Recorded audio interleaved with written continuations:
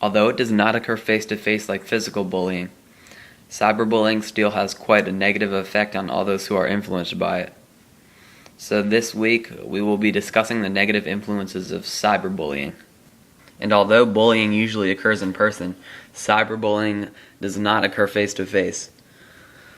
And it is the behavior that is harmful or hurtful with the intent of causing fear and or intimidation through the use of technology such as computers, cell phones, and other electronic devices. And because we are all teenagers and soon to be adults, we would all understand that cyberbullying peaks around the end of middle school and the beginning of high school. Cyberbullying can occur over many different technological mediums or social networks such as Facebook, Twitter, MySpace, and especially over the cell phones that we're constantly using. Examples of cyberbullying include sending hurtful, rude, or mean text messages to others, spreading rumors or lies about others by email or on social networks, and creating websites, videos, or social media profiles that embarrass, humiliate, or make fun of others. Bullying online is very different from face-to-face bullying because messages and images can be sent 24 hours a day, 7 days a week, 365 days a year. They can be shared to a very wide audience at one time. Bullying online is very different from face-to-face bullying because messages and images can be sent 24 hours a day, 7 days a week, 365 days a year. They can be shared to a very wide audience at one time. And they can be sent anonymously or by people that are posing as someone that they're not.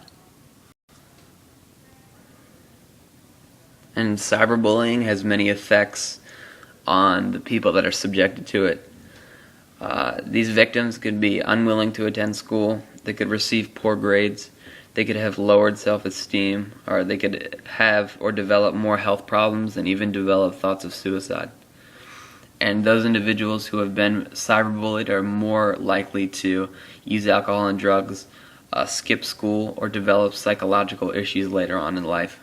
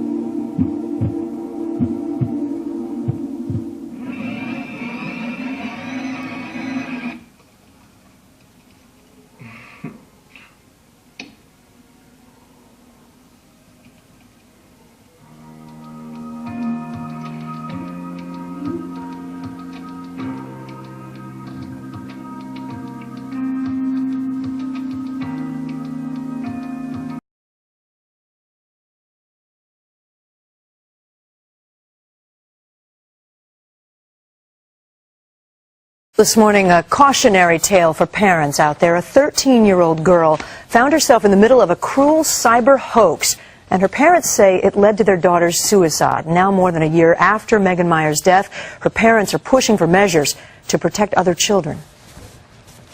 At 13 years old, Megan Meyer was like many teenagers. She struggled with low self-esteem, but her family says she was looking forward to getting her braces off, enjoying life in the suburbs of St. Louis, and excited about a new friend she met through the social networking site MySpace.com. She got this email from this boy named Josh Evans. Josh claimed to be a 16-year-old boy who lived nearby and was homeschooled, but the relationship would quickly turn hurtful as conversation turned to insult. Megan gets an email or a message on her MySpace from Josh saying that, "I don't know if I want to be friends with you any longer because I hear you're not nice to your friends." Megan was devastated. The next day, after more exchanges, her mother found her in her bedroom closet. She had hanged herself. Weeks later, her parents learned that Josh never existed. He was created by the mother of one of Megan's former friends down the street. That's the biggest tragedy of the whole thing. An adult did it. It's a bizarre twist to the very common world of cyberbullying. Nearly half of teenagers report they've been the victim of cyber attacks, from text messaging to emailing, even websites dedicated solely to harassment. When emotionally vulnerable young people get online, they can be very easily manipulated. Megan's parents don't believe her tormentors meant for her to commit suicide, but they say the harassment drove her to the edge. And joining us now are Megan's parents, Tina Meyer and Ron Meyer. Good morning to you. First of all, our condolences, obviously, for the loss of your daughter. I know it's difficult to talk about all this. We hear about kids cyberbullying, bullying each other online, but this was a parent bullying your daughter, pretending to be someone else. Why would she do that? We don't know. How do you get in the mind of somebody that you just have no idea? We have no answer for that. Do you think her daughter put her Why? up to it and wanted to know more about your daughter? Or? No. Everything that we found out so far, it was the sole idea of the mother. Do you hold her responsible for the death of your daughter? Absolutely. Yes, I believe they were the ones that took her to the edge of the cliff and gave her the nudge to go over. Be sure to always protect yourself online and protect your identity and protect the person that you are. Do not allow yourself to be bullied, and especially try not to cyberbully others. If you think or have been cyberbullied, talk with someone you trust in person about the issue. Do not respond to the cyberbullying online. Keep evidence of the cyberbullying. Take screenshots and record the times that you were cyberbullied. And set privacy settings on all social networking accounts that you have. And make sure to always think before you post, because many people can see it and many people will use it against you.